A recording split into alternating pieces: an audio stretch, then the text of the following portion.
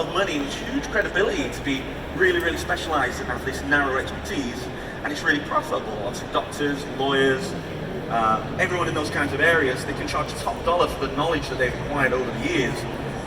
If you're going to have heart surgery, you don't want someone who's doing it as a hobby, right? You want someone who's done it for dozens and dozens of years and knows exactly what they're doing. Becoming good at one particular thing, though, it takes dedication, it takes practice, and most importantly, it takes time. Now, for the most part, there are no shortcuts in this, right? So you can't skip to become a specialist without putting the effort in. So let's take learning a new language, for example, right? So the Spanish language has around 100,000 words. That's going to take a long time to learn them all. But if you want to have a fluent conversation in Spanish, you only need roughly 2,500 words, right? Which means a relatively small amount of knowledge in this area gives